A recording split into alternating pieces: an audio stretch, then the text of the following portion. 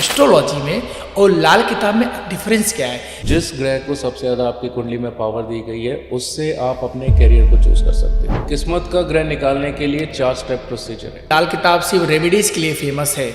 क्या सर इससे हम लोगों की लाइफ का प्रेडिक्शन भी कर सकते हैं? 70% केसेस में शनि चंद्रमा जिनकी भी कुंडली में साथ में होंगे।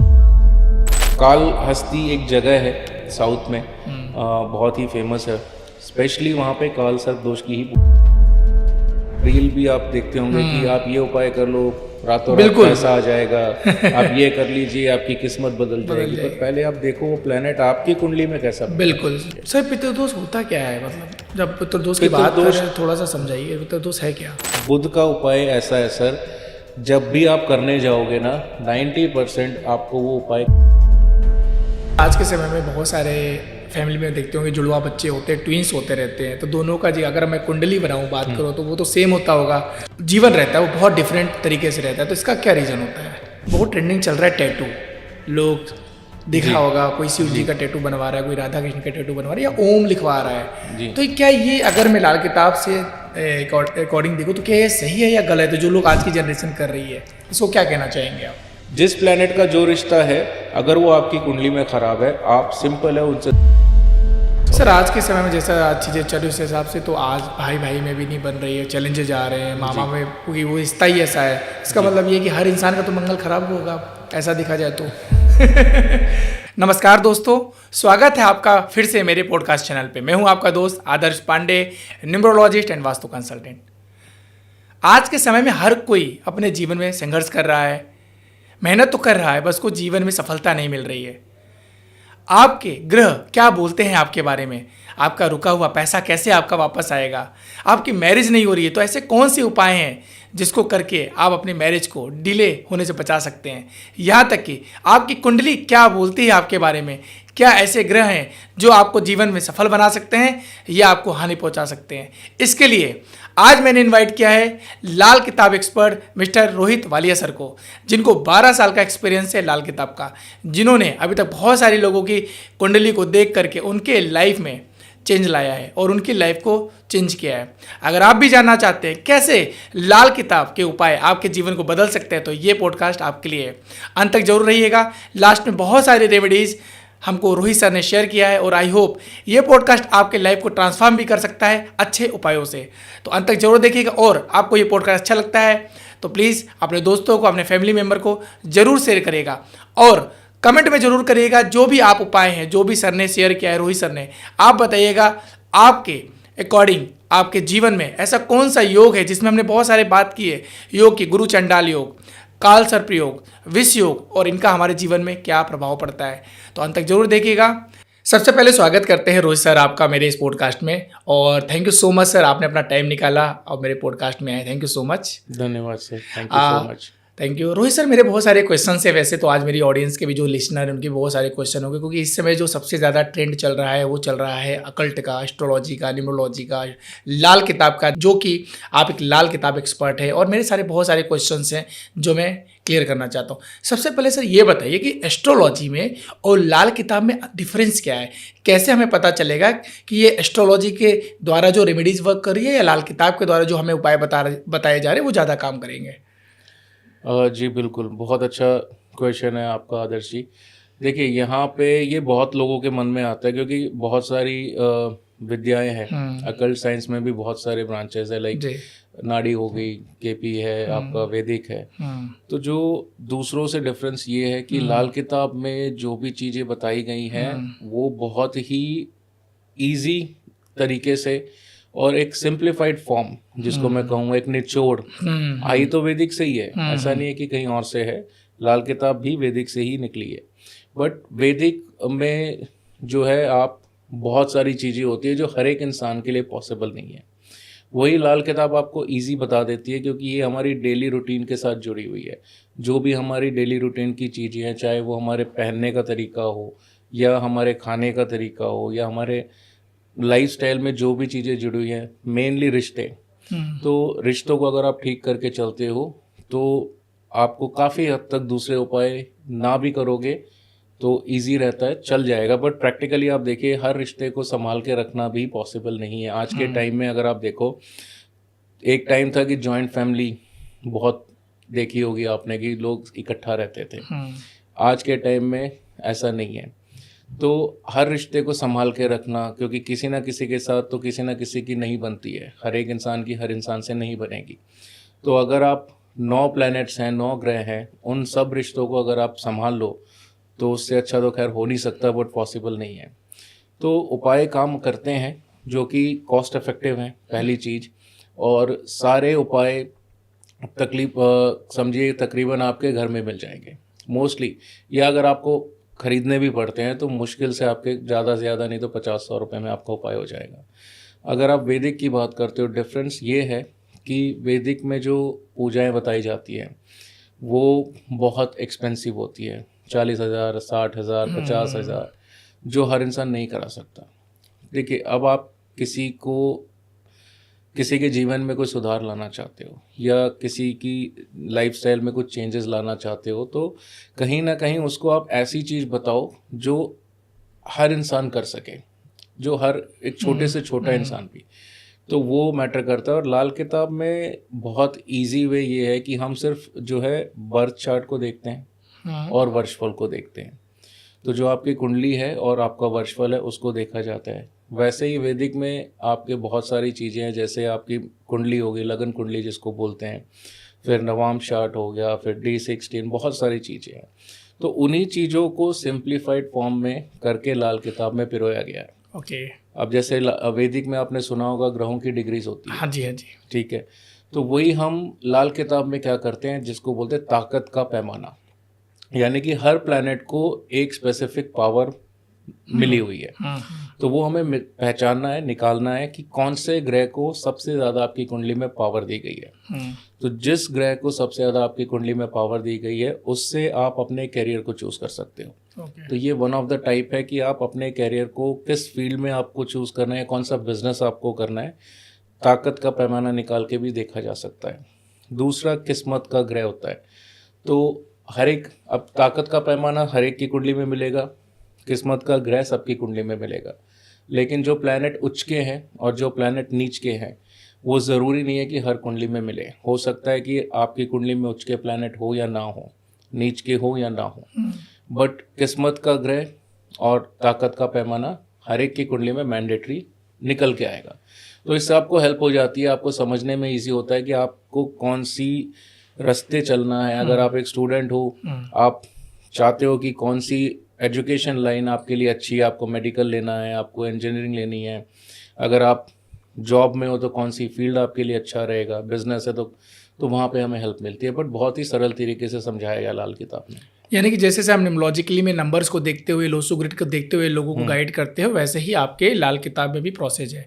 सर, अभी आपने जैसे बोला ताकत का पैमाना, किस्मत का ग्रह, अगर कोई इंसान, मेरे जो लिसनर वो जानना चाहते हैं खुद का ताकत का पैमाना ग्रह कौन सा है या किस्मत का ग्रह कौन सा, तो वो कैसे पता लगाएंगे? जी बिल्कुल, देखिए किस्मत का ग्रह निकालने के लिए 4 स्टेप प्रोसीजर है। ओके। 4 स्टेप्स का जो है प्रोसेस है। वो इसीलिए है क्योंकि हर एक की कुंडली में ज़रूरी नहीं है कि पहले स्टेप में आपकी किस्मत का ग्रह निकल के आ जाए। मैं एग्जांपल के तौर पे समझाता हूँ। अगर किसी की भी कुंडली में पहले घर में सन यानी कि सूर्य है, चौथे घर में जुपिटर यानी कि गुरु, 7th हाउस में सैटर्न शनि और 10वें घर में मंगल, ठीक है, तो ये स्टेप 1 है। तो अगर आपकी कुंडली में मान लीजिए पहले घर में सन है तो वो आपकी किस्मत का ग्रह है। अगर फर्स्ट हाउस में सन नहीं है, 4th हाउस में जुपिटर है तो वो आपकी किस्मत का ग्रह है, 7th में सैटर्न है तो वो आपकी किस्मत का ग्रह, या 10वें घर में मंगल है तो वो आपकी किस्मत का ग्रह। अब ज़रूरी नहीं है कि इन चारों में प्लैनेट्स हों, हो सकता है खाली हो या कोई दूसरे प्लैनेट्स बैठे हों, तो फर्स्ट स्टेप में नहीं निकलेगा।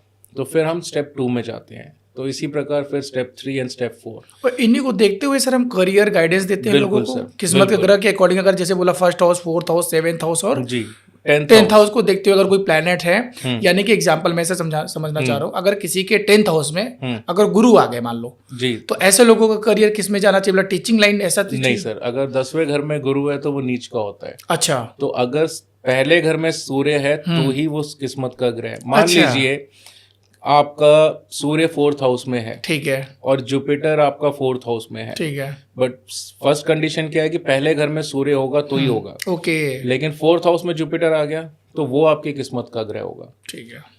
कई बार क्या होता है, मान लीजिए गुरु मंगल साथ में बैठे हैं, ठीक है, और जब ये कंडीशन बनती है फोर्थ स्टेप में जब हम जाते हैं तो 9th हाउस में जो प्लैनेट्स होते हैं वो आपकी किस्मत का प्लैनेट होता है, तो वो निकलेगा ही निकलेगा। हो सकता है 9th हाउस आपका खाली हो, तो फिर हम 3rd हाउस को देखते हैं। तो स्टेप बाय स्टेप अगर एक से ज़्यादा ग्रह बैठे हैं जिस घर में और आपको किस्मत का प्लैनेट देखना है, तो फिर उसके एक अलग कुंडली होती है। कुंडली इन द सेंस एक घर के मालिक ग्रह हम जिनको बोलते हैं, उसके हिसाब से देखना पड़ता है। बट किस्मत का जो प्लैनेट होता है कैरियर ही रिलेट करता है। प्लस अगर मान लीजिए आप अपने किस्मत के ग्रह से रिलेटेड कोई चीज़ का दान कर देते हो, एग्जाम्पल मान लीजिए आप गुरु चौथे घर में हैं, आपका किस्मत का ग्रह, आप किसी को फ्री में एडवाइस दे दो तो आप अपनी किस्मत उसको दे रहे हो। उसका भला हो जाएगा, आपका नुकसान हो जाएगा। तो अपनी किस्मत किसी को नहीं देना है। तो वो एक चीज़ है, क्योंकि वो हर कुंडली में निकलेगा। उच्च के प्लैनेट का भी हम दान नहीं करते हैं, लेकिन उच्च के प्लैनेट को भी हम कैरियर के लिए कंसिडर करते हैं, बट वो मैंडेटरी नहीं है। हो सकता है आपकी कुंडली में उच्च का कोई प्लैनेट ना हो। तो 3 से 4 तरीके हैं जिससे हम कैरियर गाइडेंस देते हैं। ठीक है, मेरा क्वेश्चन और आ रहा है, जैसा कि एक मिथ है कि, या सही है आप बताइएगा, कि बोलते हैं लाल किताब सिर्फ रेमेडीज के लिए फेमस है। क्या सर इससे हम लोगों की लाइफ का प्रेडिक्शन भी कर सकते हैं लाल किताब से? जी सर, बिल्कुल। आप प्रेडिक्शन करोगे, आप देखोगे, तभी रेमेडी सजेस्ट करोगे। तो चार्ट तो सेम है, वैदिक में भी वही चार्ट बनेगा, लाल किताब में भी वही चार्ट बनेगा। डिफरेंस क्या होगा, जो वैदिक का आपकी लगन कुंडली होती है उसमें राशि लिखी होती है। राशि के नंबर आपने देखा होगा 4, 5, 6 बॉक्सेस में आपने देखा होगा लिखे होंगे। लाल किताब में हम उसको हटा देते हैं, ठीक है, तो सिर्फ ग्रह रह जाते हैं, क्योंकि हम राशि नक्षत्र को नहीं लेते हैं। जैसे मैंने कहा कि डिग्री वाला कॉन्सेप्ट जो मैंने आपको समझाया वो ताकत का पैमाना है। तो उसी हिसाब से जब राशि की बात आती है तो उसके अलग पैमाने हैं। अब वैदिक में आप देखिए, मान लीजिए किसी की कुंडली में 2 ग्रह बैठे हैं एक साथ, एक ही हाउस में 2 ग्रह, एक 2 भी हो सकते हैं, 3 भी, हाँ बहुत सारे होते सर, एक ही हाउस में 8 मतलब 4-5 ग्रह एक साथ बैठ जाते हैं। बिल्कुल होते हैं। अब अगर ग्रह तो 9 है, ठीक है, तो यानी कि जुपिटर या सूर्य या मंगल आपकी कुंडली में आपको एक ही बार देखने को मिलेगा। लेकिन लाल किताब में एक चीज है जिसको बोलते हैं मसनूई ग्रह या बनावटी ग्रह, जो 2 प्लैनेट्स के मिलने से बनता है। कोई भी प्लैनेट हो सकता है, वो हर एक प्लैनेट नहीं है, कंडीशन वाइज। जैसे अगर किसी की कुंडली में शनि और चंद्रमा है, तो उसको हम बोलते हैं नीच केतु। केतु जो है वो नीच का है। तो हो सकता है आपका केतु 9th हाउस में बैठा हो, जो डायरेक्ट बैठा है, जो उच्च का होता है, ठीक है, और शनि और चंद्रमा आपकी कुंडली में किसी घर में बैठे हैं, मान लीजिए 6th हाउस में बैठे हैं, तो वहां पे आपको केतु नहीं नजर आ रहा है, लेकिन शनि और चंद्रमा मिलके एक केतु बनता है जो कि नेगेटिव वाला है, नीच का है। तो अब आपकी कुंडली में 2 केतु है, दिखने के लिए एक है, आपको विजिबिलिटी वाइज एक है, but indirectly 1 more is there. तो वो नेगेटिव इफेक्ट वहां से भी आएगा। जैसे सर हमारे न्यूमरोलॉजी में बोलते हैं 2 और 8 एक साथ बैठ जाते हैं, चंद्रमा और शनि, तो विष योग बनता है। जैसे हम न्यूमरोलॉजी, वैदिक न्यूमरोलॉजी में, तो क्या लाल किताब में भी विष योग ऐसे ही आता है? बिल्कुल बनता है सर। योग सब वैसे ही बनते हैं। लेकिन मानना और नहीं मानना या कहाँ तक उसको मानना है, वो डिफरेंस। सर लाल किताब के अकॉर्डिंग विष योग अगर किसी का बन रहा है, चंद्रमा और शनि के साथ है, या नंबर्स के थ्रू भी विष योग बन रहा है, तो क्या उपाय करने चाहिए लोगों को? देखिए, विष योग अगर मान लीजिए चंद्रमा और शनि इकट्ठे बैठे हैं तो भी विष योग बनता है, या चंद्रमा शनि को देखता है या शनि चंद्रमा को देखता है तो भी विष योग बनता है। तो डिपेंड करता है प्लैनेट। हम क्या करते हैं कि ग्रहों के हिसाब से रेमेडीज बताते हैं। एग्जाम्पल, विष योग के लिए ये बोला गया है कि आपको जो पानी पीना है वो आप खराब करके पिए, यानी कि प्लेन पानी आप पिएंगे तो वो ज़्यादा नुकसान करेगा। अगर उसमें कुछ मिला के आप पी लेते हैं, चाहे जो भी आपको पसंद हो, यानी कि हम कुछ भी लेमन, नींबू हो गया, नमक हो गया, मतलब कुछ ना कुछ उसमें ऐड ऑन करना है, कुछ भी मिला लीजिए। कई बार हम पूछते हैं अगर सामने वाला ड्रिंक करता है, हाँ ड्रिंक, 70% केसेस में शनि चंद्रमा जिनकी भी कुंडली में साथ में होंगे वो बंदा ड्रिंक करता होगा। और उनको दूध पसंद नहीं होगा मोस्टली, और जिनको पसंद होगा उनको वो नुकसान करता है। मिल्क नहीं लेना चाहिए इन लोगों को। जिनको विष योग बनता है उनको दिन ढलने के बाद दूध नहीं पीना है। क्योंकि दिन ढलने के बाद जो है वो शनि का टाइम होता है और दूध जो है चंद्रमा है। तो चंद्रमा और शनि मिलके, अब अगर हम जनरल बात करें, लेट्स से कि आपकी कुंडली में विष योग नहीं है, हाँ लेकिन आप रात को अगर दूध पीते हो हाँ तो कनेक्टिविटी वही बनती है। ओके यानी कि एक आदत से ही आप उस चीज को डेवलप कर रहे हो। राइट तो कोशिश करें कि दिन में आप डेयरी प्रोडक्ट्स या दूध पीना है दिन में पीजिए, रात को ना पिए तो ज़्यादा बेटर है। वो एक जनरल टर्म में भी मैं बता सकता हूँ, क्योंकि कई लोग आप देखिए दिन में शराब पीते हैं, ठीक है, शराब है शनि और दिन का जो टाइम है वो सूर्य का है। सूर्य और शनि अपोजिट है। तो आपकी कुंडली में मान लो फर्स्ट हाउस में सूर्य बैठा है, बहुत अच्छा है, किस्मत का ग्रह भी है, और शनि भी बहुत अच्छी प्लेसमेंट है, 10वें घर में है, या मान लीजिए 8वें घर में अपने खुद के घर में है, 11वें घर में है। आप दिन में शराब पियोगे, क्या करोगे, शनि और सन को मिला रहे हो, आप इनडायरेक्टली मिला रहे हो। राइट तो जब भी सूर्य और शनि मिलेंगे आपके पैसे का नुकसान होगा। तो ये आदतों से हम कर रहे हैं। भले आपकी कुंडली में वो चीज़ ना बन रही हो, लेकिन कई आदतें हमारी होती है जिससे आप अपने आप उन ग्रहों को इकट्ठा कर रहे हो। अब दूसरी तरफ एक और चीज़ है, विष योग की बात करते हैं, शनि और चंद्रमा। जी जी आप जिस घर में रहते हो, घर क्या है, शनि।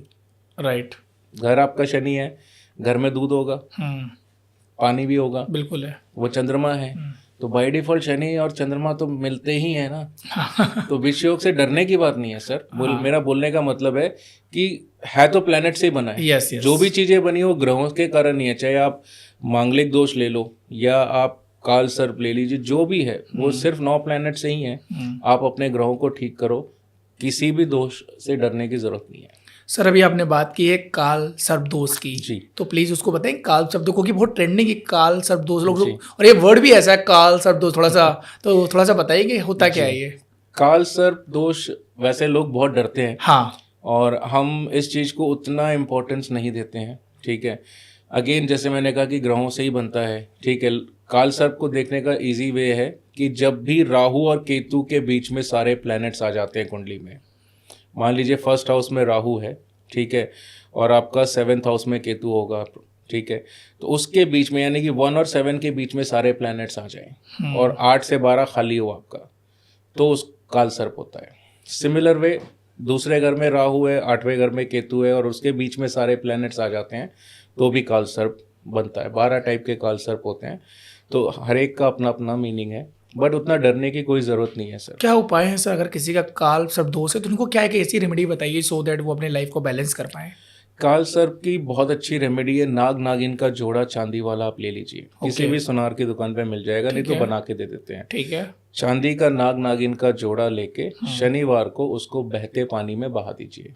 ओके ठीक है। किस दिन बहाना है सर, कोई सैटरडे, शनिवार के दिन? शनिवार को। ठीक है। जब आप ये करेंगे आपका जो काल सर्प है वो कम हो जाएगा, बट कोई भी चीज एक बार करने से कम नहीं होती है। ठीक है। लाल किताब में हर रेमेडी को 43 डेज करने का बताया, 43 दिन का उपाय है, लेकिन हर रेमेडी आप 43 दिन अगर करोगे तो आपके 9 प्लैनेट्स की रेमेडी 1 साल लग जाएगा आपको, तो पॉसिबल नहीं है। तो आपको देखना है कि कौन सी ज़्यादा ज़रूरी है। कई बार क्या होता है, आप अगर एक बार भी करते हो उसका रिजल्ट अच्छा आता है, जरूरी नहीं। मेरे मन में क्वेश्चन ये आ रहा है कि सर आपने बोला चांदी का जोड़ा सिल्वर हो गया, हो सकता है हर इंसान का बजट नहीं है 43 दिन कंटिन्यू उसको बहाना। उसको 43 दिन की जरूरत नहीं है। अच्छा। आप नाग नागिन का जोड़ा शनिवार को 2-5 महीने में 6 महीने में एक बार पानी में बहाते रहें। ओके, कोई टाइम पीरियड होता है या किसी भी टाइम जाके करना है? कोई भी रेमेडी दिन ढलने से पहले करनी है, सनसेट से बिफोर, सनराइज एंड सनसेट के बिटवीन। ठीक है। दूसरा, इसको अगर पानी, कई लोगों के पास पानी में बहाने का ऑप्शन नहीं होता, नदी वगैरह नहीं होती है, तो आप उसको किसी भी शिवलिंग पे भी रख सकते हो, या जहाँ शंकर पार्वती का मंदिर हो उनकी दान पेटी में डाल सकते हो। ठीक है, उससे भी। और काल हस्ती एक जगह है साउथ में, बहुत ही फेमस है, स्पेशली वहाँ पे काल सर्प दोष की ही पूजा होती है। ओके, तो अगर आप जा सकते हो तो डेफिनेटली वहाँ पे जाके अगर आप पूजा कराते हो उससे भी काल सर्प दोष का निवारण होता है। ठीक है, बट हर एक के लिए पॉसिबल नहीं है जी। इट्स नॉट कॉस्टली, 250 या 300 रुपए लगते हैं पूजा के। Okay, but travelling and all matter करती है। अगर जा सकते हो तो बहुत अच्छा ऑप्शन है, अदरवाइज ये सबसे अच्छा है कि आप नाग नागिन जोड़ा लेके पानी में बहा दीजिए। सर अभी आपसे डिस्कस हो रहा था बहुत इंपॉर्टेंट टॉपिक, गुरु चंडाल योग के बारे में डिस्कस हो रहा था किस तरीके से, तो प्लीज़ एक बार बताइए गुरु चंडाल योग के बारे में, इसका इम्पैक्ट क्या पड़ता है मतलब जीवन में, और इसको हम किस उपाय से अपनी चीज़ों को सही कर सकते हैं, जो भी गुरु, जिनका भी गुरु चंडाल योग है, और कैसे हम पता करें? पता करने के लिए आदर्श जी बहुत सिंपल है, जब भी राहु और गुरु मिलेंगे गुरु चंडाल योग बनेगा। या तो साथ में बैठे हो, हम्म। या राहु गुरु के घर में बैठा हो, 9th हाउस में हो तो भी गुरु चंडाल योग होगा। अच्छा। या राहु गुरु एक दूसरे को दृष्टि वाइज देख रहे हो। ओके। तो दृष्टि वाइज हर एक को समझ नहीं आएगा, क्योंकि दृष्टियां बहुत सारी होती हैं, वैदिक में भी बहुत सारी है, लाल किताब में भी। तो मैं थोड़ा सा समझाने की कोशिश करता हूँ। पहला घर जो होता है वो 7th हाउस को देखता है।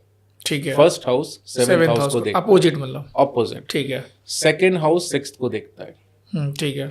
Third house 9th and 11th को देखता है। ठीक है। तो यानी कि तीसरे घर की दृष्टि 9th और 11th दोनों पे है। 11, फोर्थ हाउस की दृष्टि 10th हाउस पे होती है, 10वें घर पे। फिफ्थ हाउस 9th हाउस को देखता है, और छठा घर 12वें घर को देखता है। तो ये दृष्टि वाइज है। तो इफेक्ट ये है कि जब भी गुरु और राहु मिलेंगे, गुरु चंडाल योग बनता है, तो ऐसे में इंसान को क्लैरिटी ऑफ माइंड यानी कि सोचने समझने का जो है वो कहीं ना कहीं उसको नुकसान होता है, क्योंकि राहु क्या है, वहम, भ्रम, इल्यूजन। आपको गलत रास्ता ही दिखाएगा, पर वो गलत रास्ते में आपको ये दिखाएगा कि आपका फायदा होने वाला है। तो आप उस रास्ते पे चलोगे, राइट, जहाँ पे आपको जाना नहीं है, तो आपकी समझ के परे है वो। तो आपको भटकाएगा जहाँ पे आपको नेगेटिव होगा, यानी कि तो इससे बचने का एक उपाय सिंपल ये है कि आप कभी भी अगर कुंडली में गुरु चंडाल का योग है तो आप किसी से सलाह लेके काम करो, ताकि आपको नुकसान ना हो। ठीक है। दूसरा इसका उपाय अगर मैं कहूँ, जौ, राहु की चीज होती है जौ, कहीं भी मिल जाती है। जौ लीजिए, ठीक है। उसको कच्चे दूध से आपने वॉश करना है। कच्चे ठीक है, दूध से। पानी से भी कर सकते हो। ठीक है। जौ को वॉश करने के बाद, अब क्वांटिटी वाइज अगर आप बात करो, अगर ये एग्जांपल के तौर पे 9th हाउस में गुरु चंडाल योग अगर बनता है तो आपको 900 ग्राम लेनी है। 6th हाउस में है तो 600 ग्राम, जितने घर के हिसाब से लेते हैं। अगर फर्स्ट हाउस में है तो एक नंबर के हिसाब से लेना है, आप 100 ग्राम लीजिए या 1 किलो लीजिए। तो जौ लेके उसको वॉश करें, उसके बाद उसको एक पीले कपड़े में बांध दीजिए। बांधने के बाद अपने घर में किसी वेट के नीचे उसको दबा के रखना है। उसके ऊपर कोई भी वेट वाली चीज रख दे आप घर के नीचे, तो उससे भी वो दबा रहता है। या उसको आप पानी में बहा दीजिए, तो भी गुरु चंडाल योग का इफेक्ट कम हो जाता है। दूसरा इजी तरीका है, सिर्फ आप राहु की चीजों को भी अगर दान करना शुरू कर दोगे या पानी में बहाना शुरू कर दोगे तो भी आपको उससे निजात मिलेगी। सर एक क्वेश्चन और आ रहा है कि जैसे बहुत सारे लोग रेमेडीज करते हैं, उपाय करते हैं, अगर क्या कोई इंसान के कर रहा है और उससे उपाय गलत हो गए, मतलब उसने प्रोसेस को सही से अप्लाई नहीं किया, तो क्या उपाय के भी गलत असर हमारे जीवन पे पड़ सकता है इंसान के? बिल्कुल पड़ सकता है सर। जैसे कुछ एग्जांपल के साथ एक बार बताइए। अगर मान लीजिए अभी मैं जो आपको बता रहा था कि आप पानी में भी बहा सकते हो, हाँ, या मंदिर में भी रख सकते हो, हाँ, तो ये एवरी इंडिविजुअल चार्ट के ऊपर डिपेंड करता है कि अच्छा, उसको पानी में बहाना है या आपको मंदिर में देना है। हर इंसान के लिए सेम हर एक रेमेडीज के लिए नहीं है। सेम रेमेडीज नहीं हो सकती। तो जो इंसान भी अपने उपाय करता है अपने चार्ट के हिसाब से करना है, क्योंकि हर घर की रेमेडीज अलग है। एग्जाम्पल के तौर पे अगर पहले घर की रेमेडी आप कर रहे हो, अगर आपको किसी प्लेनेट को फर्स्ट हाउस में पहुंचाना है तो उसको गले में पहनते हैं। ओके। अगर 4th हाउस में पहुंचाना है तो फिर उसकी चीजों को पानी में बहाते हैं। मंदिर, अब 2 टाइप के मंदिर होते हैं। एक बड़ा मंदिर जो बहुत बड़े बड़े मंदिर है, एक जो आपके छोटे मोटे मंदिर होते हैं घर के पास। तो अगर आप बड़े मंदिर में चीजों को पहुंचाना है, वो 9th हाउस में पहुंचती है। तो ये डिपेंड करता है। अगर आपको सूर्य को ठीक करना है या किसी प्लेनेट को 5th हाउस में शिफ्ट करना है, पहुंचाना है, तो फिर उनकी चीजों को आपको गवर्नमेंट जगह पे देना होगा, चाहे गवर्नमेंट स्कूल हो, गवर्नमेंट हॉस्पिटल हो। वैसे तो डिपेंड करता है। 8वें घर का उपाय शमशान में होता है। बिल्कुल। तो डिपेंड करता है सर। क्योंकि सर मैंने ये क्वेश्चन इसलिए किया है क्योंकि आज सर बहुत सारे लोग हैं जो हम लोग इन्फॉर्मेशन दे रहे हैं और लोग खुद से ही अप्लाई कर देते हैं, उपाय करने लगते हैं चैलेंज। क्योंकि हम जब न्यूमरोलॉजी करते हैं तो नेम करेक्शन करना बताते हैं, मोबाइल नंबर का बताते हैं, तो हम लोग इन्फॉर्मेशन देते हैं, बट कहीं ना कहीं उस को लोग सीख करके अपने लाइफ में खुद से अप्लाई करने लगते हैं। तो हमेशा मैं भी ये बोलता हूँ कि सबसे पहले आप किसी से कंसल्ट जरूर करिए, सो दैट उसका गलत इम्पैक्ट आपके जीवन पे बिल्कुल ना पड़े। अब न्यूमरोलॉजी की ही बात करते हैं, ठीक है। जब आप किसी को न्यूमरोलॉजी बताते हो या आप नेम करेक्शन का सजेस्ट करते हो, ठीक है, तो ठीक है, वो बिल्कुल मैं मानता हूँ। मैं खुद नंबर्स में बहुत भरोसा करता हूँ, विश्वास करता हूँ। बट सेम टाइम आपके चार्ट में भी वो नंबर का जो प्लैनेट है वो अगर अच्छा होना चाहिए, अदरवाइज फिर उसका कोई फायदा है। अब कोई बोलेगा कि मान लीजिए आप बुध का उपाय कर लो, या रील भी आप देखते होंगे कि आप ये उपाय कर लो, रातों रात बिल्कुल। पैसा आ जाएगा, आप ये कर लीजिए आपकी किस्मत बदल जाएगी। पर पहले आप देखो वो प्लेनेट आपकी कुंडली में कैसा बैठा है। बिल्कुल, ये जरूरी है तो जानना। जनरलाइज टर्म में चीजों को मत करो, बिल्कुल, इट इज स्पेसिफिक। राइट। अगर आप किसी डेट ऑफ बर्थ में पैदा हुए हो तो कोई रीजन होगा उसके पीछे, ऐसे ही भगवान ने आपको उस दिन पैदा नहीं किया है। जी जी। अगर वो टाइम पे पैदा हुए तो उसके वो आपके कर्म है, अच्छा। आपके कर्म है, इसीलिए आपको वो डेट और वो टाइम मिला है। तो उस हिसाब से ग्रह वैसे रहते हैं। 5वें घर में राहु होता है तो पितृदोष होता है। तो फर्स्ट हाउस में राहु है वो भी बहुत खराब होता है। तो ऋण के उपाय, अब मान लीजिए कोई बोलता है कि आप खराब ग्रह के उपाय करो, कर लिए आपने उपाय भी कर लिए, आपने नेम भी चेंज कर लिया, आपने वास्तु भी ठीक कर लिया। अब कई बार आपके ऋण होते हैं पिछले जन्म के जो आपके ऊपर बकाया रहता है, पेंडिंग होते हैं। लाइक लोन आप किसी से लेते हो तो एक बार में नहीं उतरता। तो ऋण ऐसे ही हैं, आपने जो पिछले जन्म में कर्म किए हैं तो उसको देखने का तरीका अलग होता है। अगर किसी की कुंडली में 9वें घर में बुध है तो उसके ऊपर पितृदोष है। तो आप 9th हाउस के बुध का में उपाय आप बता दोगे कि आप हरी साबुत मूंग की दाल 900 ग्राम किसी ना किसी गरीब को दे दीजिए। बट साथ में पितृदोष का भी उपाय करोगे तो उसका रिजल्ट मिलेगा। तो ऋण को उतारना बहुत जरूरी है। सर पितृदोष होता क्या है, मतलब जब पितृदोष की बात करें थोड़ा सा समझाइए, पितृदोष है क्या? जी सर, पितृदोष बहुत टाइप के होते हैं। ओके। इसको ऋण बोलते हैं एक्चुअली। बेसिकली हम क्या बोलते हैं, हर ग्रह का एक ऋण होता है। ठीक है। जैसे बुध हो गया तो बुध का ऋण है, वीनस है वीनस का ऋण हो गया, राहु का ऋण है, केतु का ऋण है। हर एक प्लेनेट का अपना अपना ऋण है। तो बेसिकली होता क्या है कि अगर बुध क्या है, बहन बुआ बेटी मासी साली, ये रिश्ते बुध से जुड़े हैं। अगर आपने इनमें से किसी को भी पिछले जन्म में तंग किया है, अच्छा, तो वो ऋण लेके आप पैदा होगे। अब आपने देखा होगा ना, पुराने टाइम में लोग बेटी होती थी तो अबॉर्ट करा देते थे, अबॉर्शन करा देते थे। जी जी। ठीक है, तो वो ऋण है। आपने कर्म गलत किए हैं, आपको ऋण लेके पैदा होना होगा, आपके ऊपर बुध का ऋण चढ़ जाएगा अगर बेटी है तो ऋण ऐसे होते हैं। अगर आपने अपनी वाइफ को तंग किया है, आप शुक्र का ऋण लेके पैदा होंगे।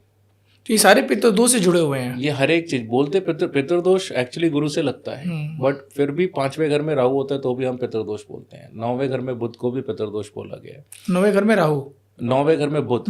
9th हाउस में अगर आप ये किसी का भी बुध हो ना, उसकी लाइफ में ग्रोथ नहीं हो सकती। ओके। अब वो ग्रोथ जरूरी नहीं है फाइनेंशियल हो सकता है किसी की शादी ना हो, किसी को बच्चे ना हो, तो ये बहुत खराब वाला होता है। सबसे खराब 9th हाउस में बुध। सर ऋण के उपाय मैं आपको समझाता हूँ, बट 9th हाउस का जो बुध होता है ना, उसके लिए सबसे अच्छा है कि आपको मिट्टी के बर्तन में मशरूम्स भर के, मिट्टी का ढक्कन लगा के बुधवार के दिन मंदिर में रखना शुरू कर दीजिए। सिर्फ मशरूम्स। हरी साबुत मूंग दाल वो भी बुध है, बट मशरूम को ज्यादा बोला गया है कि आप मशरूम 9th हाउस के लिए लीजिए। और मिट्टी के बर्तन में, मिट्टी का बर्तन जो होता है वो शुक्र होता है।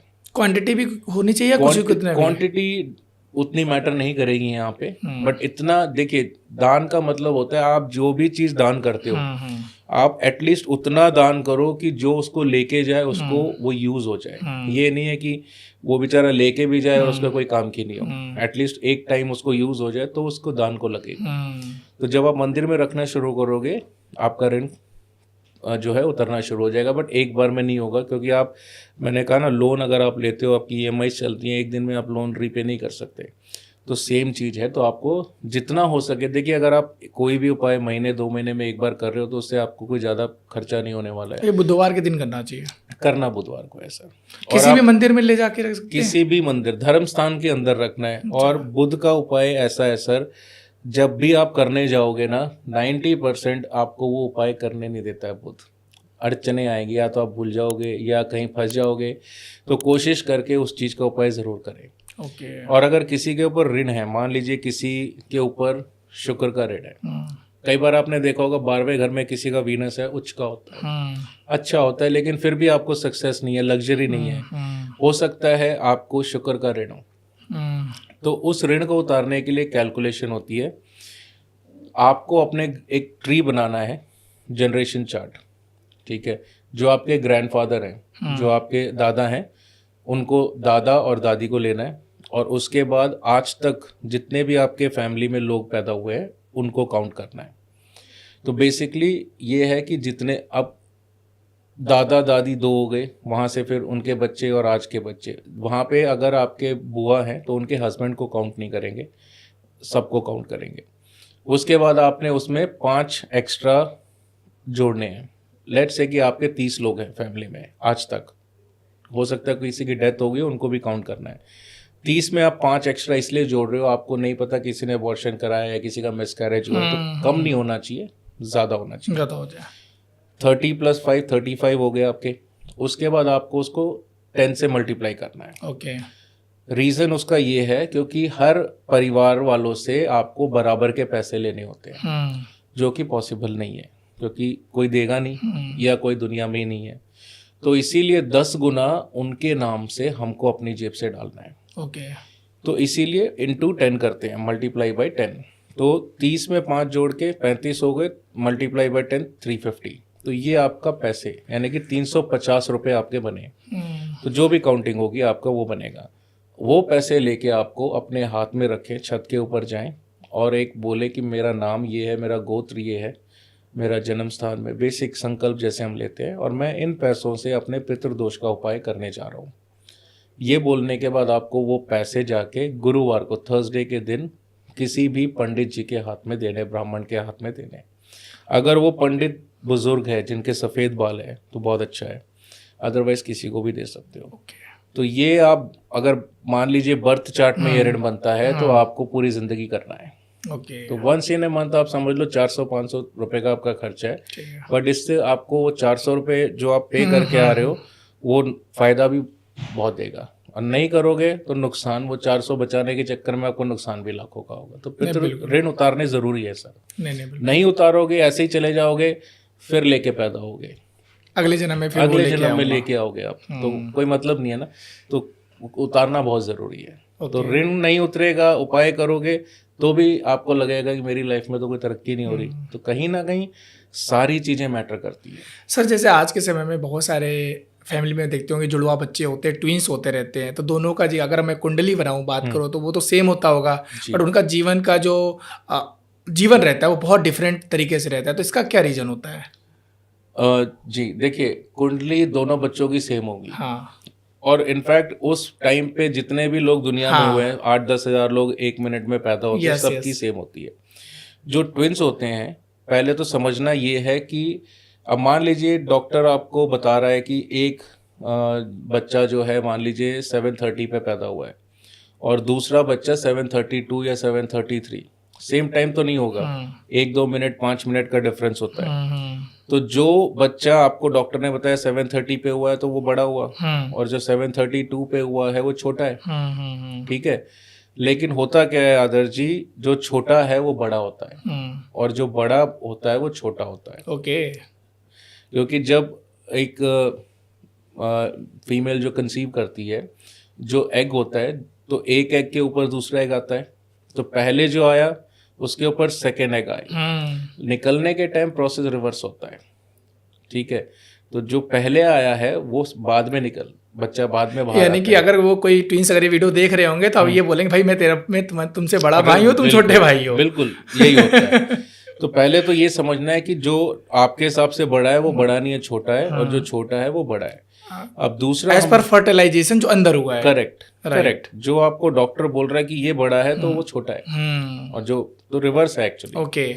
तो एक चीज ये होगी समझने में। दूसरा, जो छोटा होगा उसकी कुंडली हम सॉफ्टवेयर से नहीं मैन्युअल करेंगे, क्योंकि उसका शनि हम 3 घर पीछे लेके चलेंगे। ओके।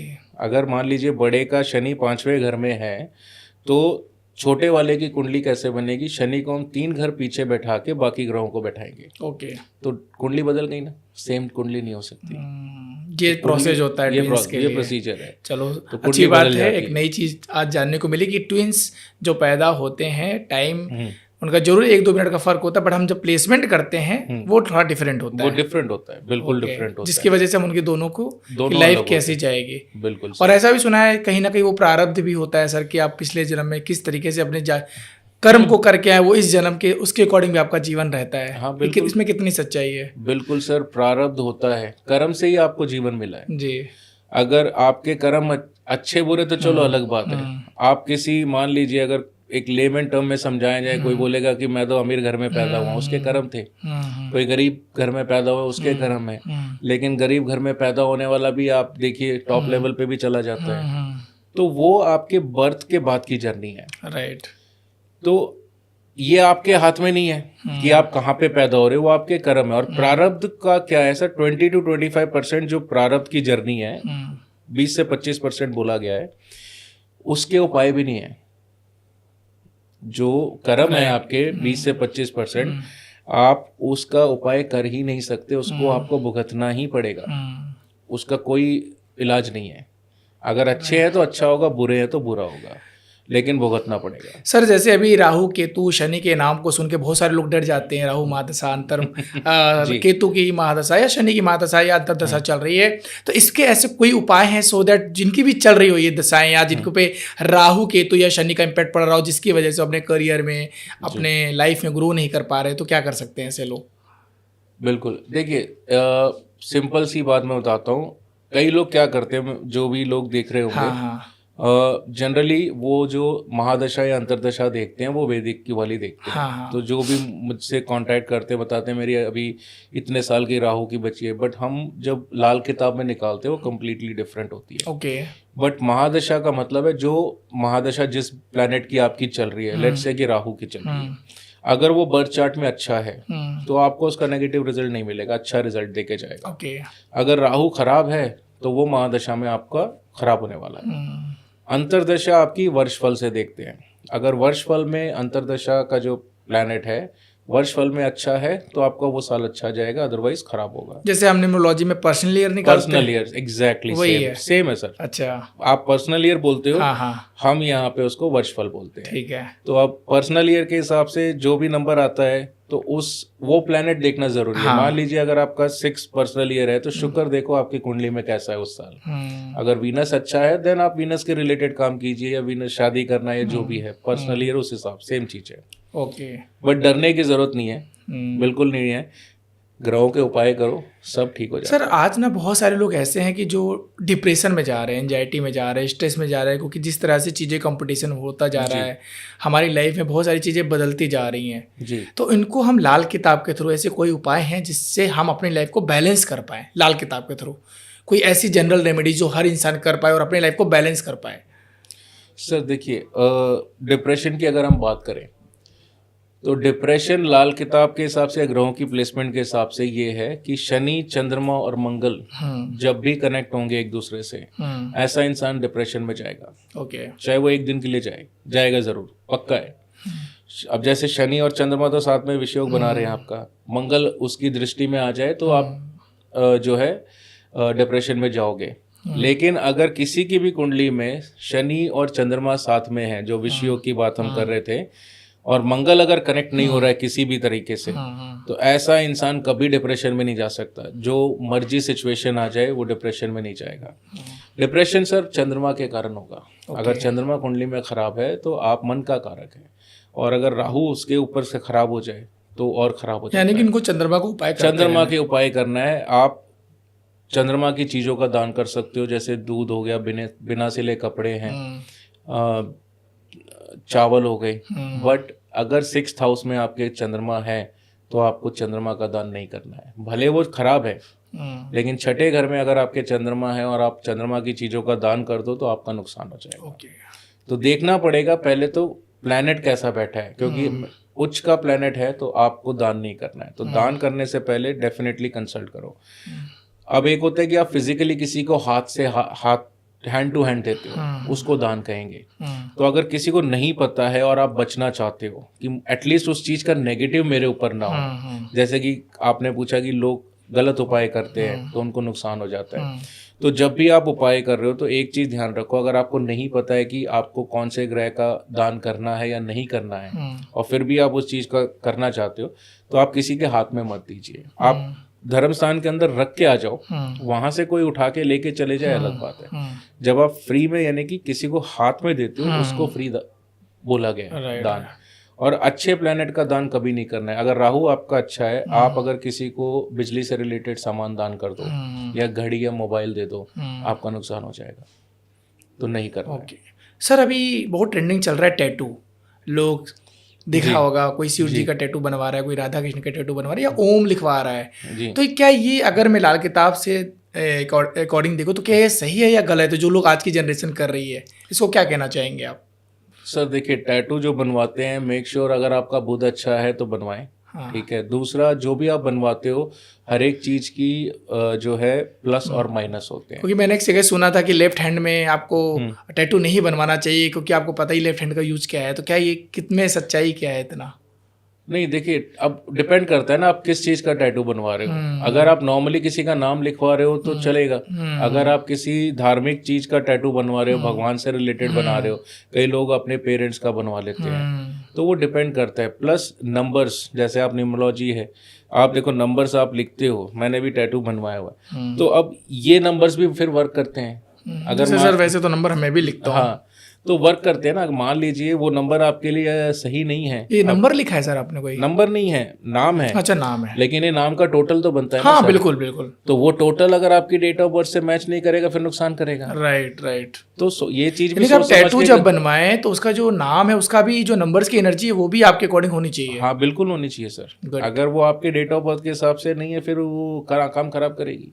क्या बात है। बिल्कुल। अब मुझे इसको चेंज करना है, बट अब मैं खैर बनवाया था यहाँ पे, मुझे IEE मैंने नेम में ऐड कर दिया। अच्छा। यहाँ पे नहीं किया है। ओके। बट मैटर करता है क्योंकि वो टोटल भी बनता है। बिल्कुल। अब कई लोग ओनली सिंगल अल्फाबेट भी लिखवा लेते हैं। बिल्कुल।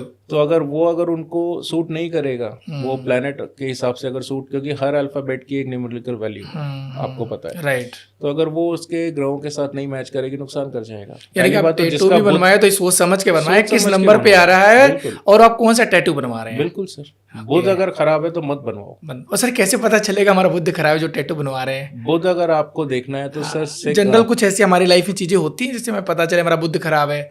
हाँ, सिम्टम सर एक चीज बड़ा अभी ऐसी क्वेश्चन है, हमें कैसे पता चलेगा हमारा बुध खराब है, हमारा सूर्य खराब है?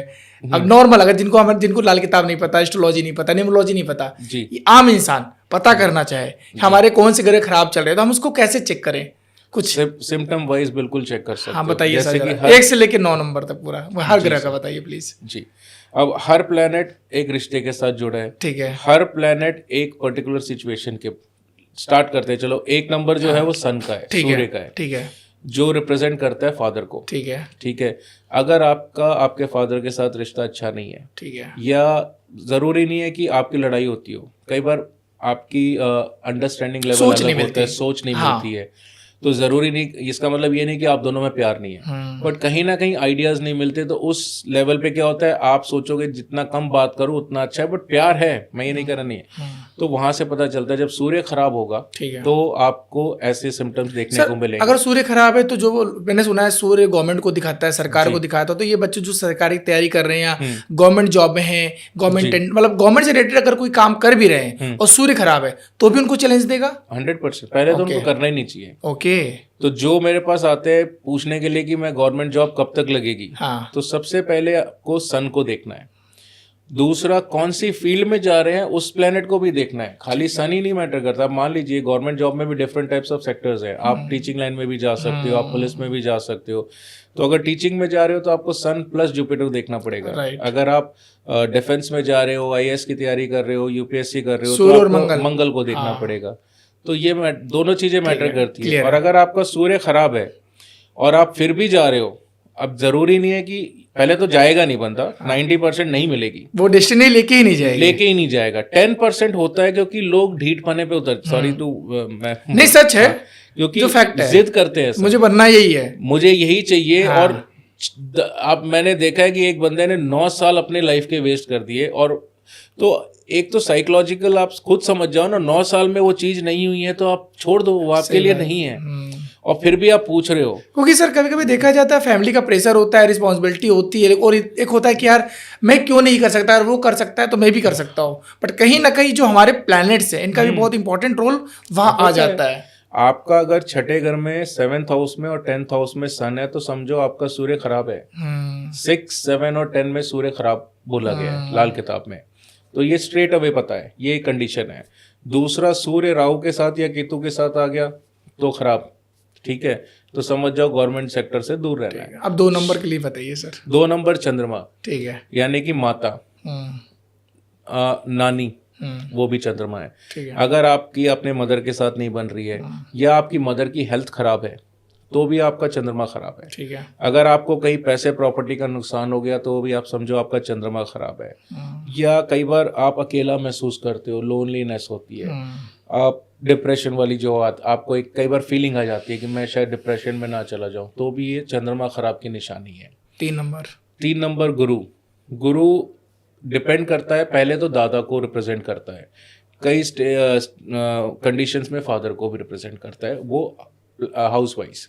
बट दादा यानी कि गुरु या गुरु समान कोई भी, अगर आप मान लीजिए किसी को अपना गुरु बनाते हो, वो भी गुरु का ही काम करेगा वहाँ पे, तो वो हो गया। या आपकी लाइफ में काम नहीं बनते हैं, कई बार आप बहुत कोशिश करते हो, काम नहीं बनता है, या उम्र से पहले आपके बाल झड़ने लग जाए, या उम्र से पहले आपके बाल सफ़ेद होने लग जाए। कई लोगों के 20-22 साल में भी हेयर फॉल हो जाता गुरु खराब है इनका, तो इसका मतलब है गुरु खराब है। या आपका सोना गुम जाए, या आपको गोल्ड लोन लेने की ज़रूरत हो जाए, उसको गुरु खराब बोलते हैं। राहु 4 नंबर राहु। सर राहु का मतलब है ससुराल। जितने भी रिश्ते ससुराल से है वो सब राहु से रिलेट करते हैं, मतलब साली सालियाँ जितने भी सास सब ससुराल आपका कंप्लीटली राहु है। ठीक है। अब अगर अब ये हर एक के लिए नहीं है ना, जिनकी शादी होगी तभी ससुराल होगा। हाँ। जिनकी नहीं हुई है उनके लिए राहु क्या होगा, कई लोग शेयर मार्केट में जाते हैं, हाँ। नुकसान हो जाता है, तो राहु खराब की निशानी है। अनएक्सपेक्टेड कुछ हो जाए लाइफ में जो आपने सोचा ना हो, सडन चीज़ें, वो राहु है। ससुराल अगर है वहाँ से ना बने तो राहु है। और जिनका राहु खराब होता है उनको ससुराल से बना कर भी नहीं रखनी चाहिए, दूर रहना चाहिए। सिंपल है। अगर सन खराब है आपका तो आपको, अगर आप अपने फादर के साथ ना रहो, दोनों एक छत के नीचे ना रहो तो ज़्यादा बेटर है। ओके, डिस्टेंस रखोगे तो दोनों को फायदा करेगा, अदरवाइज नुकसान। मतलब इनको एक साथ काम भी नहीं करना चाहिए, कोई बिजनेस भी करना चाहे तो ना करें, आप प्लान करें। काम करना अलग है, बट साथ ना करे तो इट्स अ बेटर ऑप्शन। हमेशा जितना दूर रहोगे दोनों के लिए उतना अच्छा है। जो राहु में भी होगा, हर एक प्लेनेट के साथ है। जिस प्लेनेट का जो रिश्ता है, अगर वो आपकी कुंडली में खराब है, आप सिंपल है उनसे दूर रहो। ठीक है। उनके पास अगर रहोगे तो दोनों को तकलीफ होगी, तो वो है। तो राहु सर अनएक्सपेक्टेड है, सडन चेंज इन लाइफ है। ठीक है, वहम है, शेयर मार्केट में नुकसान है, राहु खराब है, तो ये सारी चीज़ें। 5 नंबर बिलोंग करता है मर्क्यूरी, बुध, बिजनेस, बुद्धि। और अगर मान लीजिए आपके जो रिश्ते हैं बुध के, वो है बहन, बेटी, बुआ, मासी, साली, अगर इनमें से किसी को परेशानी आ रही है तो भी आपका बुध खराब है, या आपकी इनके साथ नहीं बनती है, समझ लो आपका बुध खराब है। तो ये चीज़ें हैं सर। 6 नंबर जो है वीनस है, शुक्र रिप्रेजेंट करता है आपकी स्पाउस, पार्टनर, आपकी भाभी और आपकी डेली इनकम। यानी कि जो भी आप चाहे बिजनेस से कमा रहे हो या जॉब से कमा रहे हो, वो भी वीनस है। आपकी जो भाभी है वो भी वीनस है, और आपकी स्पाउस वो भी वीनस है। अगर इनमें से किसी भी एरिया में आपको लग रहा है दिक्कत है तो समझो कि आपका शुक्र खराब है। या आपको कोई स्किन रिलेटेड प्रॉब्लम हो जाए तो भी आपका शुक्र खराब होता है। ठीक है, स्किन को भी दिखाता है शुक्र। हाँ, अगर आपका शुक्र खराब होगा तो आपको स्किन रिलेटेड प्रॉब्लम्स आएंगी। ठीक है। 7th है केतु। केतु के पास अगेन स्ट्रगलिंग नंबर तो है, बट माइंड नहीं है, सर नहीं है, सोच नहीं है। तो ऐसे इंसान को कभी भी 100% किसी ना किसी से पूछ के ही काम करना चाहिए। अपने ओन डिसीजन अगर लेगा तो नुकसान करके जाएगा। सिम्टम देखो, केतु जो है तोड़ता है, डिटैचमेंट का कारक है।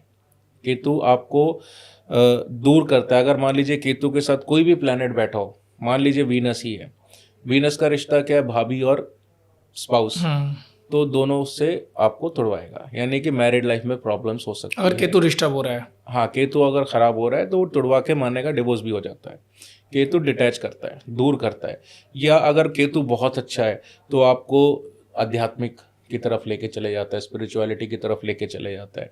और जिनका केतु खराब होगा उनको 100% धोखा मिलेगा, उनको लोग धोखा ही देके जाएंगे। इसलिए हम लोग बोलते हैं 7 नंबर वालों को कोशिश करो बिजनेस पार्टनरशिप ना करो। हाँ, राहु वालों को तो बिल्कुल नहीं करनी राहु और केतु को दोनों का मोस्टली अवॉइड ही mostly। करते हैं। राहु को स्पेशली ससुराल वालों की तरफ तो बिल्कुल पार्टनरशिप नहीं करनी नहीं चाहिए। करनी चाहिए, कोई बिजनेस साथ में नहीं हाँ, करना साथ चाहिए। में नहीं करना चाहिए। और 7 वालों को खासकर धोखा जरूर 100% मिलता है। चाहे वो अगर प्यार खराब में हो, चाहे वो हाँ, बिजनेस में हो, बिल्कुल। अपनी दोस्ती में हो, धोखा मिलेगा। धोखा मिलेगा। लोग सपोर्ट वो बार बार मिलता है सर, सपोर्ट फंक्शन काम नहीं करता उनका, वो बार बार मिलता है। धोखा भी मिलेगा और आपको अपने काम का क्रेडिट नहीं मिलेगा। हाँ, आपको जो रिकॉग्निशन नहीं दिया हाँ, जाता नहीं जितना मिलेगा। आप करते हैं। जितना आप करोगे आपको कोई नहीं बोलेगा आपने मेरे लिए कुछ किया है, वो कम ही माना जाएगा। सर अब 8 नंबर।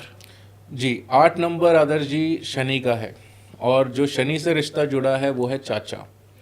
तो अगर आपके चाचा के साथ आपकी नहीं बनती है तो भी शनि आपका खराब है सिम्टम वाइज। चाचा मामा ये सब आते हैं उसमें या सिर्फ मामा चाचा? मंगल है। अच्छा, सर। मंगल है। मामा मंगल है, चाचा आपका शनि है। अच्छा चाचा। और कई बार मान लीजिए कोर्ट कचहरी के चक्कर ज़्यादा लग जाते हैं तो वो पुलिस स्टेशन वाली बात जो होती है वो राहु लेके जाता है। लेकिन अगर कोर्ट कचहरी के ज़्यादा चक्कर लग रहे हैं या अगर अगेन कहीं ना कहीं आपके पास वर्कर्स नहीं टिकते हैं, आपने देखा होगा कि घर में मेड्स हो गई या कोई ऐसी चीज़ें नहीं होती तो शनि खराब होता है। ओके। जब भी लेबर की तरफ से कोई दिक्कत आए आपको शनि खराब होगा। अगर लेबर के साथ झगड़ा हो जाए या उनके साथ आर्गुमेंट हो रहे हैं, यानी कि ये आपको दिखा रहा है कि करना ही आपका नहीं, शनि शनि खराब है है और और इनके साथ करना अगर नहीं आप करते हैं तो अपने शनि को खराब कर और रहे हैं। खराब कर रहे हो आप। बिल्कुल 9 खराब। Number sir. 9 नंबर मंगल। मंगल को हम भाई और मामा, वैसे तो खून के सारे रिश्ते मंगल के हैं बट स्पेसिफिकली भाई और मामा भाई मंगल मतलब है। बड़ा या छोटा कोई भी? हाँ, दोनों ही मंगल है सर। ठीक है। दोनों ही मंगल है, लेकिन बड़े और छोटे को तीसरे और 11वें घर से देखते हैं, बट है दोनों मंगल। और मामा भी आपका मंगल है। मान लो आपकी कुंडली में सब कुछ ठीक है और आपके मामे को तकलीफ है, तो अगर आपका मंगल खराब है तो इसीलिए आपके मामे को परेशानी है। अगर आप मंगल का उपाय करोगे आपका भी ठीक होगा और आपके मामे का भी ठीक होगा। तो ऐसा सर आज के समय में जैसा आज चीज़ें चल रही उस हिसाब से तो आज भाई भाई में भी नहीं बन रही है, चैलेंजेस आ रहे हैं मामा में, क्योंकि वो रिश्ता ही ऐसा है। इसका मतलब ये है कि हर इंसान का तो मंगल खराब होगा ऐसा देखा जाए तो। नहीं, जिनका अगर इसको सही करना हो तो हम अपने मामा से अच्छी दोस्ती बनाए, अपने भाई को कुछ ना कुछ देना शुरू करो। अगर आप सक्षम हो और उसको सपोर्ट कर जरूरत है, सकते हैं। हाँ। तो जितना आप करोगे आपको उसका बेनिफिट मिलेगा। सेम चीज हर रिश्ते के साथ जाती है। ठीक है। मंगल खराब आप जो बोल रहे हो कि 90% केसेस में आजकल ऐसा ही है। ठीक है। तो आप कुंडली भी उठा के देख लो, 90% केसेस में मंगल खराब मिलेगा आपको। जरूरी नहीं है मंगल खराब बैठा है। मान लीजिए मंगल आपका 9th हाउस में किस्मत जगाने वाले घर में है, मंगल 12वें घर में है, खराब नहीं होता। लेकिन अगर बुध के साथ राहु आ गया तो मंगल खराब हो गया। अब मंगल की गलती नहीं है, लेकिन बुध और राहु कनेक्ट हो रहे हैं तो वो मंगल बद हो जाता है। तो 2 टाइप के मंगल होते हैं, एक मंगल नेक और एक मंगल बद। तो कई बार हम अपनी आदतों से खराब जैसे हम मोबाइल न्यूमरोलॉजी में 4 और 5 को बोलते हैं एक साथ में, 45 या 54 है ना, वहां से हम इसको कनेक्ट कर पा रहा हूँ मैं थोड़ा सा। बिल्कुल। अगर मान लीजिए ऊपर का होंठ किसी का ठीक है, या ऊपर तो मंगल नेक है, ये मंगल नेक है। अच्छा। और नीचे का जो होंठ होता है वो मंगल बद होता है। अच्छा। तो अगर किसी का नीचे का होंठ, किसी को आपने देखा ना होंठ छीलने की आदत होती है, मोटा होता, आप समझ जाओ इसका मंगल खराब होगा। ओके। जिसके होंठ सही हैं उसका मंगल अच्छा मिलेगा। चलिए आप लोग चेक करके बताइएगा कि आपका मंगल बद चल रहा है। यहाँ से हम देखते हैं मंगल नेक है या मंगल बद है। ओके। ये निशानी होती है। चलिए तो अच्छा तरीका, मतलब हम कैसे अपने बॉडी से भी चीज़ों को फाइंड आउट कर सकते हैं हमारे कौन सा ग्रह सही है कौन सा ग्रह बिल्कुल सर खराब है। अगर किसी की कुंडली में शुक्र और शनि खराब है, ऐसे इंसान को दाढ़ी और मूछ नहीं रखनी चाहिए। अच्छा, शनि और शुक्र अगर खराब है। शुक्र खराब है क्योंकि शुक्र क्या है, हाँ, आपके गाल है, है। शनि आपकी दाढ़ी है। अच्छा। अगर दोनों खराब है और आप कैरी करके चलोगे नुकसान करेगा। आजकल के तो यूथ तो सर इतनी दाढ़ी मतलब देख रहे हैं। अगर अच्छा है तो रखो, उनको दाढ़ी सूट करेगी, बेनिफिट भी देगी। अच्छा। तो ये वही कह रहा डेली रूटीन। मैं कनेक्ट कर पा रहा हूँ एक्चुअली। मैं बहुत पहले हमारे अंकल थे, वो दाढ़ी रखते थे, सब कुछ रखते थे, पता है अचानक उन्होंने सब हटाया। तो इसका ही ऐसा तो नहीं उनको किसी एस्ट्रोलॉजर या किसी लाल किताब में सजेस्ट किया हो कि आप प्लीज मत रखिए? आपने देखा होगा बहुत लोग अपना सर ढक के चलते हैं। हाँ, टोपी लगाते हैं, टोपी लगाते हैं, कपड़े से भी आपने देखा होगा ढक के रखते हैं। हाँ हाँ। जैसे आप मुझे भी बोल रहे हैं कि आदर्श जी आप भी अपना कवर करके रखिए। जिनकी भी कुंडली में सन और सैटर्न कनेक्ट होता है, ऐसे इंसान को अपना सर ढक के रखना चाहिए। जिनका मूलांक 1 भाग्यांक 8 हो या 8 मूलांक भाग्यांक 1 हो, उनके लिए भी, उनके लिए, या 10वें घर में किसी का राहु है तो भी। अच्छा। जितना वो अपने सर को ढकेगा उतना ही उसका नेगेटिव इम्पैक्ट नहीं मिलेगा, बट ढकना भी दो ही कलर से है, या तो लाइट ऑरेंज या वाइट, दूसरे कोई सर अब कलर जैसे से हम लोग घर के अंदर है तो भी रखना है या हम बाहर जाते तब? कोशिश करो जितना कर सकते हो। अच्छा। इसीलिए अब कवर योर हेड का मतलब है कि ऑफ कोर्स 24 आवर्स, बट वो प्रैक्टिकली कपड़े से या टोपी से भी पॉसिबल नहीं है। हाँ। तो उसके लिए आप क्या कर सकते हो, जो बालों का कलर है आप उसमें कलर करवा लो। ओके। यानी कि बोलने का मतलब ब्लैक को हटाना है, ब्राउन करवा दो, जो red। आपको पसंद हो। पर लोग क्या बोलेंगे सर? लड़कों के लिए कहीं ना कहीं मैं कहूँगा 50% लोग मान जाते हैं, 50% के लिए चैलेंज होता है, बट लड़कियों के लिए तो बहुत अच्छा है, वो तो वैसे ही उनके लिए नॉर्मल चीज कलर है, चेंज हो जाता है। वो करते भी हैं हाँ, जनरली, तो उनके लिए तो बहुत ईजी है। बट ये बचाएगा सर, अगर आपको सेविंग्स खराब नहीं करनी है, क्योंकि जब भी ये कनेक्ट होंगे पैसे का नुकसान करेगा। सर मेरा क्वेश्चन आ रहा है माइंड में, जैसे मैंने देखा बहुत सारे आजकल मेल भी अपने कान में बालियां पहन रहे हैं या जो कर, इसका क्या मतलब है सर? ये केतु के लिए करा जाता है। अच्छा। कान, जी, तो क्या होता है, कान केतु है, ठीक है। और जो गोल्ड हम पहनते हैं वो है जुपिटर। ठीक है।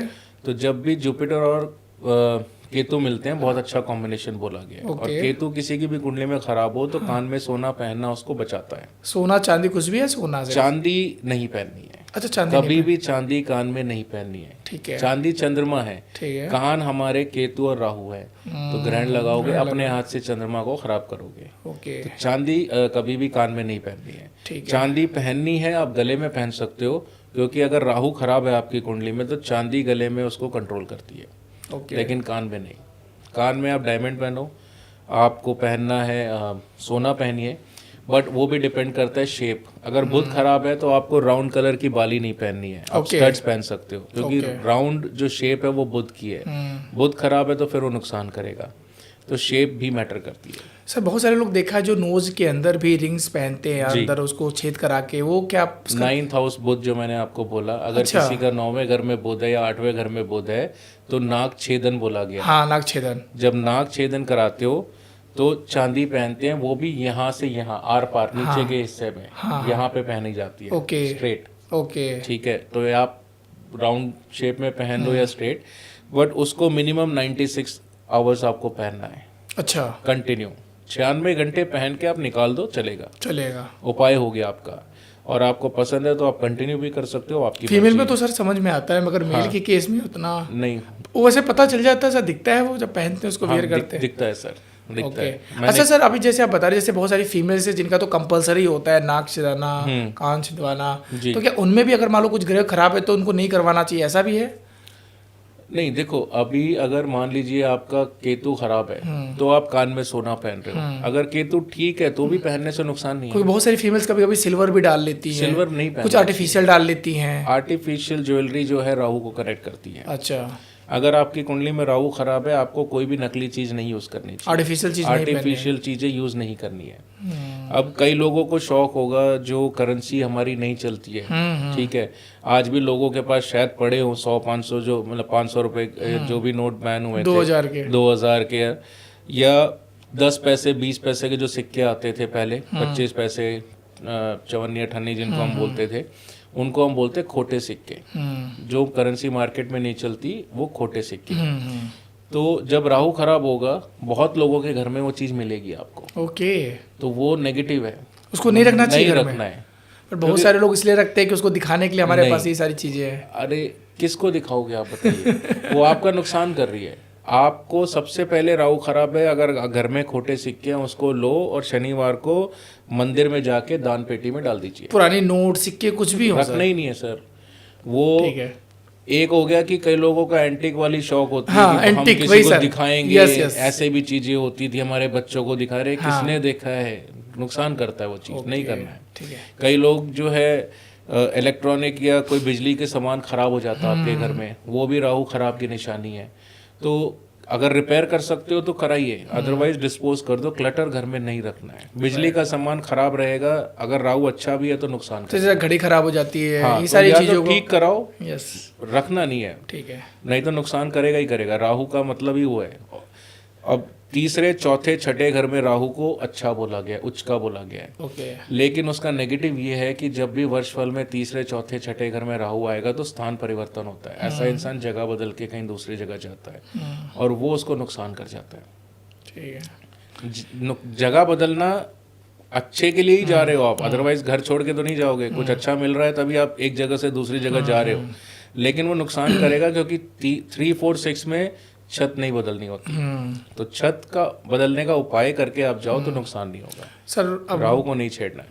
सर मेरे कुछ क्वेश्चन रहेंगे जो हम जिसको बोलते हैं फायर क्वेश्चन, बहुत जल्दी जल्दी, और मुझे फटाफट उसको रिप्लाई देना है सर। सबसे पहला क्वेश्चन ये है सर मेरा, कोर्ट कचहरी अगर किसी का केस बहुत लंबे समय से चल रहा हो, परेशान है वो, तो उसको क्या उपाय करने चाहिए? राहु को ठीक करे, नारियल लेके 1 या 2 नारियल आप लीजिए और शनिवार के दिन उसको या तो पानी में बहा दीजिए या मंदिर में रख के आ जाए। और अगर सन भी खराब है तो इसके साथ साथ आप क्या कर सकते हो, आटा लेके संडे को किसी न किसी को दान कर सकते हो। सर बहुत सारे ऐसे लोग हैं जो मेहनत कर रहे हैं, हार्ड वर्क कर रहे हैं, उनके माइंड में ना बहुत सुसाइडल थॉट्स आ रहे हैं, गलत डिसीजन ले रहे हैं, जैसे अभी आप देख रहे हैं लोग कहीं ना कहीं सुसाइड कर ले रहे हैं, तो इनके लिए क्या उपाय होने चाहिए लाल किताब के लिए? मंगल खराब होगा तो आपको ऐसी चीज़ें आएंगी, तो वो डिपेंड करता है कौन से घर में है। बट अगर जनरल टर्म की बात करें, अगर आप लड़के हो और आप अपना खून डोनेट कर सकते हो तो आप मंगलवार के दिन खून का दान करके आएँ। और अगर आप फीमेल तो खैर खून का दान नहीं करेंगे क्योंकि उनमें इतना वो होता नहीं है, तो लाल मसूर की दाल आप शिवलिंग पे मंगलवार के दिन चढ़ा के आएँ, ठीक रहेगा। तीसरा क्वेश्चन है सर, बहुत सारे बच्चे जो सरकारी नौकरी की तैयारी कर रहे हैं और उनको सफलता नहीं मिल रही है, तो उनके लिए क्या उपाय होने चाहिए? सर देखिए, पहले आप ये देखो कि योग है या नहीं है। अगर योग नहीं है तो प्लीज़ टाइम वेस्ट मत कीजिए, और अगर योग है तो फिर जिस के कारण आपकी अड़चन आ रही है उस ग्रह का उपाय होगा। और कई लोग होते नहीं सर हमें यही करना है, तो उसको भी किया जा सकता है। तो फिर आपको क्या करना है, सूर्य को 5th हाउस में शिफ्ट करना है। तो आपको कोई भी तांबे की चीज़ या सूर्य से रिलेटेड आटा हो गया आपका, आप या कहीं भी गवर्नमेंट संस्था पे जाके डोनेशन करना शुरू कर दीजिए, तो भी आपका सूर्य ठीक हो जाएगा। बहुत सारे ऐसे लोग हैं सर जिनको डेट ऑफ बर्थ नहीं पता है, तो उनका आप लाल किताब से कैसे देखते हैं? सर देखिए, अगर किसी को कोई भी इन्फॉर्मेशन नहीं है तो उसके 2 तरीके हैं। एक सिम्टम वाइज कि आपके जो भी सिम्टम्स है उसके बेस पे हम आपको सजेस्ट कर सकते हैं कि आपको क्या करना है। दूसरा, प्रश्न कुंडली से भी बताया जा सकता है। प्रश्न कुंडली बेसिकली क्या होता है सर, जब आप मेरे साथ बैठते हो, आपका जो भी सवाल होता है हम प्रश्न कुंडली लगाते हैं। वहाँ पे एक्चुअल में उसका रूल ये होता है कि आपको सिर्फ एक ही सवाल पूछना है। बट नॉर्मली प्रश्न कुंडली में क्या करते हैं, वो एक एज अ पूरी कुंडली बताने शुरू हो जाते हैं। That is not right. But प्रश्न कुंडली के थ्रू भी बताया जाता है और सिम्टम बेस्ड उसमें से हम एक ही क्वेश्चन पूछ सकते हैं। एक ही क्वेश्चन पूछिए, बिल्कुल। क्योंकि प्रश्न कुंडली क्या होता है, एज ऑफ नाउ जो प्लानिटरी पोजिशन है उसके बेस पे आपको गाइड किया जाता है। तो वो क्या होगा, अगर आप सेम क्वेश्चन कल पूछोगे उसका आंसर दूसरा मिलेगा। सर किसी को बहुत करोड़पति बनना है, बहुत पैसे कमाने हैं, उसका क्या उपाय है? सर अगर बहुत पैसे कमाने हैं तो ये योग होते हैं कुंडली में। जैसे कि अगर किसी के भी कुंडली में 4 प्लैनेट इकट्ठे बैठे हैं, जिसमें से एक चंद्रमा और एक पापी प्लैनेट यानी कि शनि, राहु, केतु, तो ऐसे इंसान के पास भर भर के पैसे। तो उपाय क्या है, कर सकते जिनके नहीं है? मान लो जिनके नहीं है तो सर वो बनाने पड़ेंगे। आपको चंद्रमा को ठीक करना पड़ेगा, ठीक है। और अगेन मैनिफेस्टेशन यहाँ पे आ जाती है। देखिए, जो चीज़ आपको चाहिए, इच्छा पूर्ति बोलते हैं, क्योंकि एक आपकी विश है। आप एक विश अपनी लिख के जो है 260 to 270 डिग्री के बीच में आप उसको प्लेस करोगे तो वो मैनिफेस्ट। घर के किस डायरेक्शन में? 260 से 270 घर के डायरेक्शन, घर के कहीं पे भी। किस पेन से लिखना है, किस कलर से लिखना है? येलो कलर के सर्कल से आपको सर्कल बनाना है और ब्लू पेन से अपनी विश को लिखना है जो कि कंप्लीटेड फॉर्म में होगी। अच्छा। यानी कि हो चुका है। अगर मान लीजिए आपको पैसा चाहिए या आपका कोई काम नहीं बन रहा, आप लिखें कि हो गया है, और उसके नीचे आपको नंबर लिखना है 1176। तो सर्कल येलो कलर से बनेगा और नंबर्स आप ब्लू पेन से लिखोगे।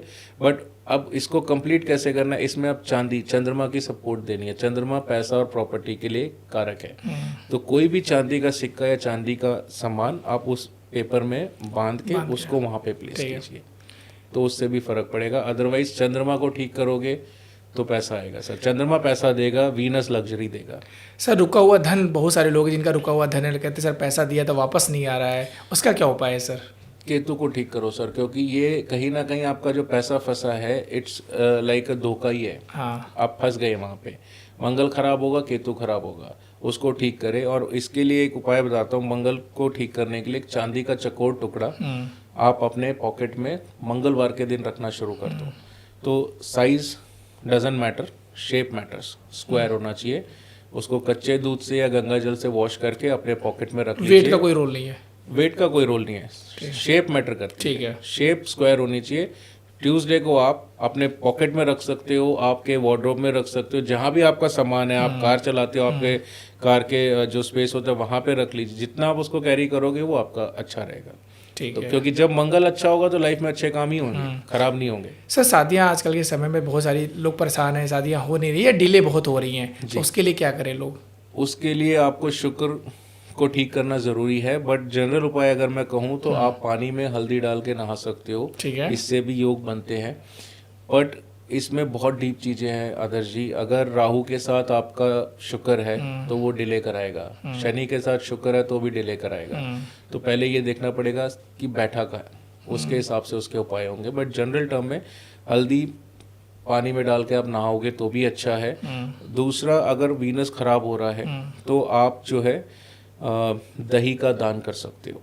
ओके। ठीक है, क्योंकि शुक्र 169 में खराब होता है, बाकी घरों में अच्छा होता है। तो 169 में अगर आपका वीनस है तो समझ लो कि तकलीफ होगी, और 6 और 9 में तो डिवोर्स का योग बनता है। ओके। तो थोड़ा सा उस चीज़, अगर 6 और 9 को ठीक कर, 9 के लिए स्पेसिफिकली बोला है कि दही नहीं खानी है। अगर आप दही खाते हो, दही खाना छोड़ दो, आपको वीनस अच्छा रिजल्ट देने लग जाएगा। Thank you so much sir. Last में सर हमारे लिसनर्स को आपकी कोई एडवाइस जो आप देना चाहें, सो दैट वो अपने लाइफ में ग्रो कर पाए, जो ऑब्स्टिकल है उनके जीवन में चल रहा है, क्योंकि आज के समय में हर कोई लाइफ में ग्रो करना चाहता है, तो आपका कोई टॉप 3 सजेशंस जो हमारे आप लिसनर को देना चाहेंगे? जी ज़रूर। सबसे पहले तो मैं यही एडवाइस दूंगा कि एक प्लेनेट को लेके कभी भी आप कोई भी चीज़ मत कीजिएगा। देखो, ट्राई वाला फंडा नहीं यूज़ करना है हमने। आपके नंबर्स भी उतने ही ज़रूरी हैं, आपकी कुंडली भी उतनी ही ज़रूरी है, और आपका नेम भी उतना ही ज़रूरी है। जब तक ये सारी चीज़ें सिंक नहीं करेंगी, चीज़ें सेटल डाउन नहीं होंगी। तो पूरी कुंडली को ही चेक करके आप रेमेडीज करो। जस्ट किसी ने आपको बोला है कि राहु के लिए ये कर लो, केतु के लिए ये कर लो, नहीं करना है, ठीक है। अदरवाइज वो नुकसान कर जाएगा। तो प्रॉपर नॉलेज एंड गाइडेंस के थ्रू, कंसल्टेशन के थ्रू आप अपनी लाइफ को करें। और एक चीज़ ये है कि मेन फोकस आप रखो कि डूज एंड डोंट्स जो आपके हैं, कुंडली आपको बताती है कि ये चीज़ आपको अगर नहीं करनी है तो नहीं करनी है। ठीक है। कई लोग क्या है, नॉनवेज बहुत खाते हैं, ठीक है, और छोड़ते नहीं है। अगर आपकी कुंडली बोल रही है कि आपको नहीं खाना है तो प्लीज़ उसको छोड़ो, नहीं तो नहीं बनेगा। 11वें घर में अगर आपके शनि या धर्मी कुंडली होती है, और ऐसा इंसान अगर शराब पिएगा या नॉनवेज खाएगा तो नहीं ग्रो कर पाएगा। तो कुंडली के हिसाब से अपनी लाइफ को थोड़ा सा लेके चलो। It's not difficult, may be it's a practice, वो कहूँगा। 1 हफ्ता 10 दिन अगर आप कर लेते हो ना, आप यूज टू हो जाते हो उस चीज़ के। तो it's very easy to adapt कर सकते हो, बट थोड़ा सा फोकस एंड डिटर्मिनेशन होना चाहिए। ठीक है। तो वो चीज़ ज़रूरी है। और गलत संगत से दूर रहो, अच्छे कर्म करो, कर्म हमेशा साथ देंगे। राइट। तो उस चीज़ को लेके चलो sir. Thank you so much Rohit sir. जी, thank you so much Adarsh ji, आपने मुझे इनवाइट किया। मैं भी thank you so much. Sure sir, thank thank you.